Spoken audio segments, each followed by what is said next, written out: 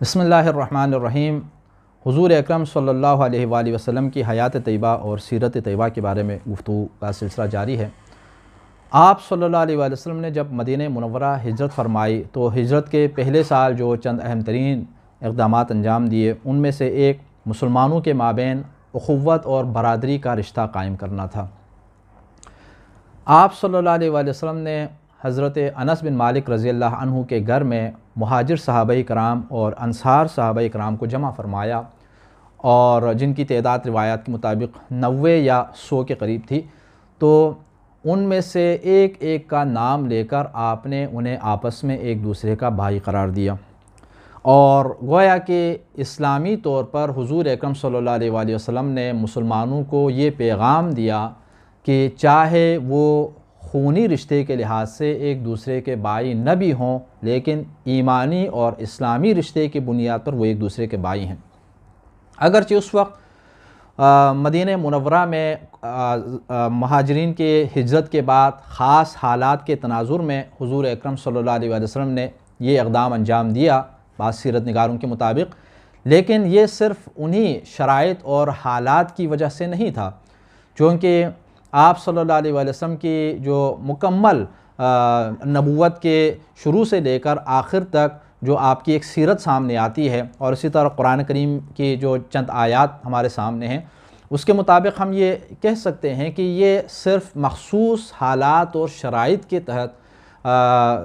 حضور اکرم نے ان لوگوں کے درمیان یا مسلمانوں کے مابین برادری کا رشتہ قائم نہیں فرمایا تھا، بلکہ ایک آفاقی پیغام تھا۔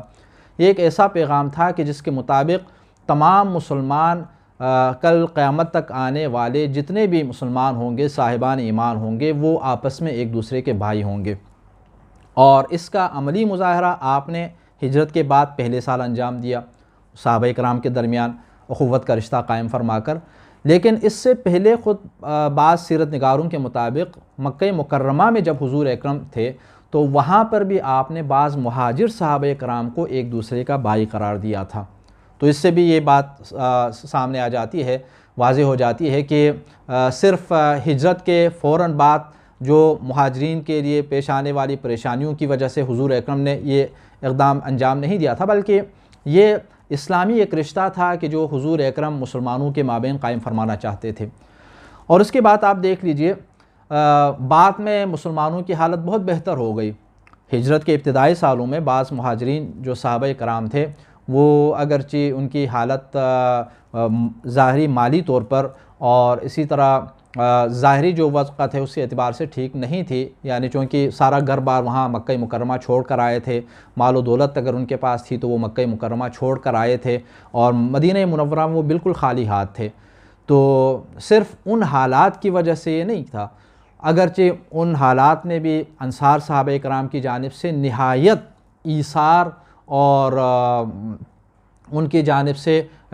مدد اور خدمت کا جذبہ جو ہے وہ سامنے آیا، اور انہوں نے اپنے مہاجر صحابہ کرام کی نہایت عمدہ انداز میں امداد کی اور ان کا ساتھ دیا، اور اس کے اثرات بعد میں سامنے بھی آئے۔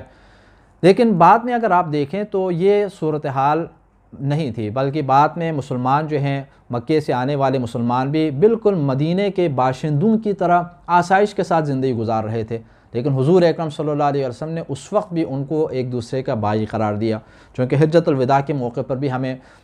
حضور اکرم صلی اللہ علیہ وسلم کا یہ فرمان ملتا ہے کہ جہاں پر آپ نے ارشاد فرمایا المسلم اخو المسلم، مسلمان مسلمان کا بھائی ہے۔ اور اسی طرح 9 ہجری میں جب اللہ تعالیٰ نے سورہ مبارکہ حجرات نازل فرمائی تو اس سورہ کے اندر بھی اللہ تعالیٰ نے مومنین کی اخوت اور برادری کا اعلان فرمایا کہ انما المؤمنون اخوہ فاصلحوا بین اخویکم، کہ سوائے اس کے نہیں کہ مومنین آپس میں بھائی بھائی ہیں، تو بس اپنے بھائیوں کے درمیان صلح کرائیں۔ تو یہ قرآن کا اور نبی کریم صلی اللہ علیہ وآلہ وسلم کا ایک ایسا پیغام تھا تمام مسلمانوں کے لیے، اور ہے کہ جس کے مطابق سارے جہاں کے مسلمان اور وہ جغرافیائی سرحدوں سے بالاتر ہو کر اور اسی طرح زمانے کے حدود سے بالاتر ہو کر وہ ایک دوسرے کے ایمانی رشتے کی بنیاد پر بھائی ہیں۔ یعنی تاریخ انسانی کے اندر آپ کو اس کی مثال نہیں ملے گی کہ اس سے پہلے اور نہ اس کے بعد کہ عام طور پر یہی ہوتا ہے دنیا کے اندر کہ جو ایک ماں باپ کی اولاد ہوں وہ آپس میں ایک دوسرے کے بھائی قرار پاتے ہیں، یعنی خونی رشتے کی بنیاد پر برادری ہوتی ہے۔ لیکن اسلام نے ایمانی اور اسلامی رشتے کی بنیاد پر انسانوں کے درمیان، مسلمانوں کے درمیان برادری کا رشتہ قائم فرمایا۔ تو پس اس بنیاد پر چاہے کوئی مسلمان مشرق میں رہتا ہو یا کوئی مسلمان مغرب میں رہتا ہو، ان کے مابین کوئی خونی رشتہ نہیں ہے، ایک ہی قبیلے سے نہیں ہے، بلکہ مختلف جغرافیائی حالات کے اندر رہنے والے اور مختلف خاندانوں کے اندر پروان چڑھنے والے افراد ہوں، لیکن پھر بھی وہ ایک اللہ اور ایک نبی کے اوپر ایمان کی بنیاد پر آپس میں ایک دوسرے کے بھائی ہیں۔ اور حضور اکرم صلی اللہ علیہ وآلہ وسلم نے صرف اس موقع پر نہیں بلکہ اس کے بعد بھی کئی مواقع پر آپ نے مسلمانوں کی برادری کا اور ان کے درمیان اخوت کا اعلان فرمایا۔ چند ایک روایات میں آپ کے سامنے پیش کر لوں، جیسے کہ حضور اکرم صلی اللہ علیہ وآلہ وسلم نے ایک موقع پر یہ ارشاد فرمایا کہ تم میں سے کوئی شخص اس وقت تک صحیح مومن نہیں ہو سکتا جب تک اپنے مسلمان بھائی کے لیے اسی چیز کو پسند نہ کرے جو تم اپنے لیے پسند کرتے ہو۔ یعنی یہاں پر بھی حضور اکرم صلی اللہ علیہ وآلہ وسلم اپنے دینی بھائیوں کی بات فرما رہے ہیں، ٹھیک ہے۔ عام طور پر انسان اپنے رشتے کے بھائیوں کے لیے تو وہی چیز پسند کرتے ہیں کہ جو اپنے لیے چاہتے ہیں، پسند کرتے ہیں، لیکن یہاں یہ پیغام عام ہے، باقی جو مسلمان ہیں، اللہ اور رسول کے اوپر ایمان رکھنے والے دیگر جو افراد ہیں، ان کے لیے بھی وہی چیز آپ پسند کریں جو اپنے لیے پسند کرتے ہیں۔ اور اسی طرح حضور اکرم صلی اللہ علیہ وسلم کا ایک اور فرمان ہے کہ جس میں آپ نے ارشاد فرمایا کہ مسلمان کا بھائی ہے، اور اس کے حقوق بھی بیان فرمائے کہ نہ اس پر ظلم کرے اور نہ اسے دشمن کے حوالے کرے، اور جو شخص اپنے بھائی کی حاجت پوری کرے گا تو اللہ اس کی حاجت پوری فرمائے گا، اور جو شخص کسی مسلمان سے کوئی غم اور دکھ درد دور کرے گا تو اللہ تعالیٰ اس شخص سے روز قیامت اس کے دکھوں کو دور فرمائے گا، اور جو شخص کسی مسلمان بھائی کی پردہ پوشی کرے تو اللہ تعالیٰ قیامت کے دن اس کی پردہ پوشی کرے گا۔ تو یہاں اس روایت اور حدیث مبارکہ سے بھی یہ بات واضح ہو جاتی ہے کہ حضور اکرم صلی اللہ علیہ وآلہ وسلم یہ چاہتے ہیں کہ سارے مسلمان آپس میں بھائی بھائی بن کر زندگی گزاریں، اور یہ جو حقوق بیان کیے گئے ان حقوق کا خیال رکھیں، ان حقوق کے اوپر عمل کریں۔ بلکہ یہاں پر ایک اور روایت میں آپ کے سامنے پیش کر لوں کہ جس کے مطابق حضور اکرم نے برادری کے رشتے سے بھی بڑھ کر مسلمانوں کے آپس کے تعلق اور آپس کے ربط اور آپس کی ہمدردی اور آپس کی محبت کو اس سے بھی آگے ایک اور خوبصورت مثال کے ذریعے آپ نے بیان فرمایا۔ آپ کی ایک اور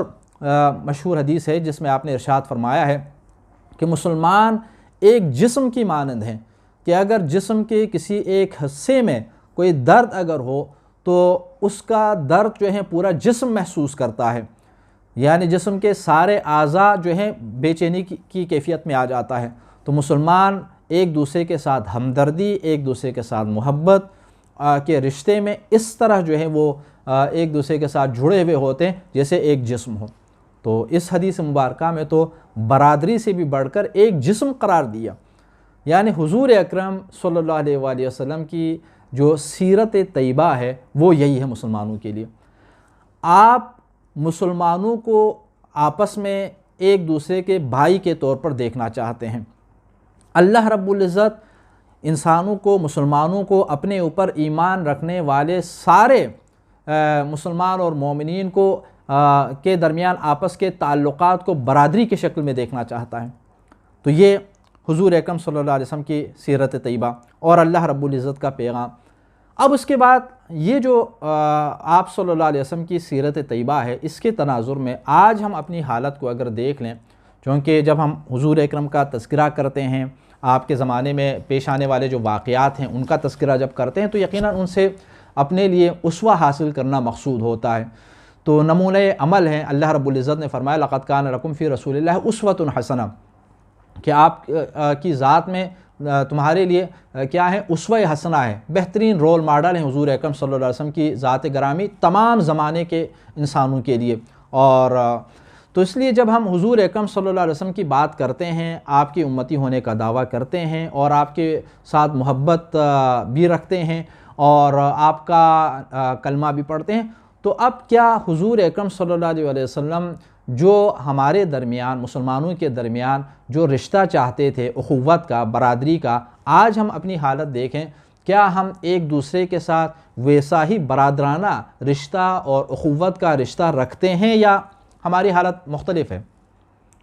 آج کل انتہائی افسوس کے ساتھ کہنا پڑتا ہے کہ ہم حضور اکرم صلی اللہ علیہ وسلم کے نام لیتے ہیں لیکن آپس میں ایک دوسرے کے ساتھ بغض رکھتے ہیں، ایک دوسرے کے ساتھ عناد رکھتے ہیں۔ اور حضور تو یہ چاہتے تھے کہ ہم بھائی بن کر رہیں، حضور یہ چاہتے تھے کہ سارے مسلمان ایک دوسرے کے بھائی اور بازو بن کر ایک جسم کی مانند رہیں، لیکن ہم ایک دوسرے کو برداشت نہیں کرتے، ایک دوسرے کے حوالے سے ہمارے دلوں کے اندر نیک جذبات نہیں پائے جاتے۔ ہم مختلف مسلکوں، مختلف فرقوں، مختلف گروہوں اور مختلف گروپس کے اندر بڑھ چکے ہیں، اور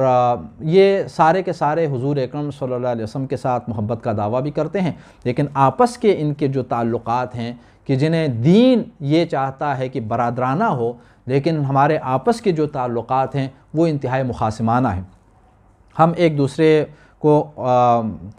دوسرے کے اسلام اور ایمان کو تسلیم کرنے تک کے لیے تیار نہیں ہے۔ ہر ایک نے 1.5 انچ کی مسجد بنائی ہوئی ہے، اور ہم یہی چاہتے ہیں کہ جو ہمارے ساتھ ہوں، جو ہماری اس گروپ کے اندر ہو، دائرے کے اندر ہو، وہ ہمارا بھائی ہے، اور اس کے علاوہ حضور اکرم صلی اللہ علیہ وسلم کے جتنے اور نام لیوا ہیں، جتنے اور ان کے عاشقان اور چاہنے والے ہیں، ان کا ہم سے کوئی تعلق نہیں ہے۔ ہماری ایک ایسی صورتحال بنی ہوئی ہے، یعنی حضور اکرم یہ چاہتے ہیں کہ مسلمان بھائی بن کر زندگی گزاریں، ایک اتحاد کی فضا اسلامی معاشرے کے اندر جو ہے وہ قائم ہو۔ اللہ رب العزت کا بھی فرمان ہے کہ وَاعْتَصِمُوا بِحَبْلِ اللَّهِ جَمِيعًا وَلَا تَفَرَّقُوا، کہ تم اللہ رب العزت کی رسی کو مضبوطی سے تھامے رکھو اور آپس میں تفرقے کا شکار نہ ہو، لیکن آج ہم اختلافات کا شکار ہیں۔ علامہ اقبال نے بھی انتہائی خوبصورتی کے ساتھ جو ہے اسی نقطے کو جو ہے اپنے اشعار کے اندر انہوں نے جواب شکوہ جو لکھا، تو وہاں پر جواب شکوہ کے اندر انہوں نے یہ لکھا کہ منفعت ایک ہے اس قوم کی، نقصان بھی ایک ہی سب کا نبی، دین بھی ایمان بھی ایک، حرم پاک بھی اللہ بھی قرآن بھی ایک، کچھ بڑی بات تھی ہوتے جو مسلمان بھی ایک، فرقہ بندی ہے کہیں اور کہیں ذاتیں ہیں، کیا زمانے میں پنپنے کی یہی باتیں ہیں۔ آج ہمارا اللہ ایک ہے، ہمارا رسول ایک ہے، قرآن ایک ہے، اور اسلام کے جو بنیادی ارکان ہیں ان کے اوپر سارے لوگ ایمان رکھتے ہیں، اسلام کے جو بنیادی تعلیمات ہیں ان پر سب چلنے کی کوشش کرتے ہیں، لیکن اس کے باوجود آپس میں یہ کدورتیں کیوں ہیں؟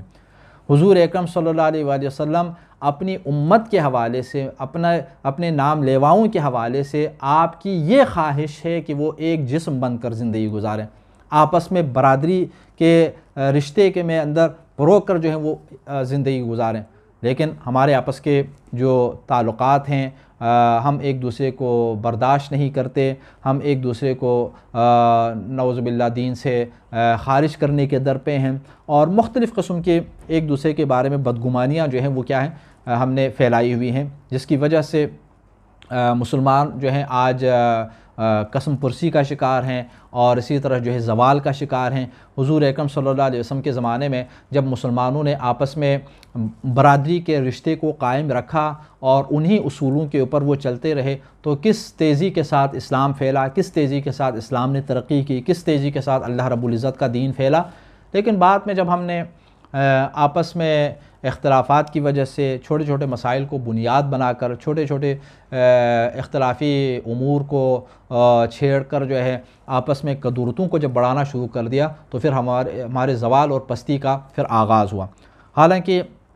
جب سارے لوگ اللہ اور اس کے رسول کے اوپر ایمان رکھتے ہیں، ان کی تعلیمات کے اوپر جب ایمان رکھتے ہیں، تو یہاں پر حضور اکرم صلی اللہ علیہ وسلم کے صحیح امتی ہونے کا تقاضا یہاں پر یہ ہے کہ ہم آپس کی چھوٹی چھوٹی کدورتوں کو مٹا کر، چھوٹے چھوٹے اختلافات کو مٹا کر اور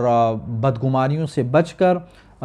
حضور اکرم صلی اللہ علیہ وسلم کے حقیقی امتی بن کر ایک دوسرے کے ساتھ پیار و محبت، ایک دوسرے کے ساتھ الفت کے ساتھ زندگی گزاریں۔ اور اگر خدا نخواستہ اس سے ہٹ کر اگر ہمارا طرز عمل اگر ہوگا، تو پھر اس کا مطلب یہ ہے کہ ہم نام تو لیتے ہیں آپ صلی اللہ علیہ وسلم کا، لیکن عملی طور پر ہم حضور اکرم کے اتباع کرنے کے لیے تیار نہیں ہے۔ بہرحال دعا ہے کہ پروردگار ہمیں حضور اکرم صلی اللہ علیہ وآلہ وسلم کی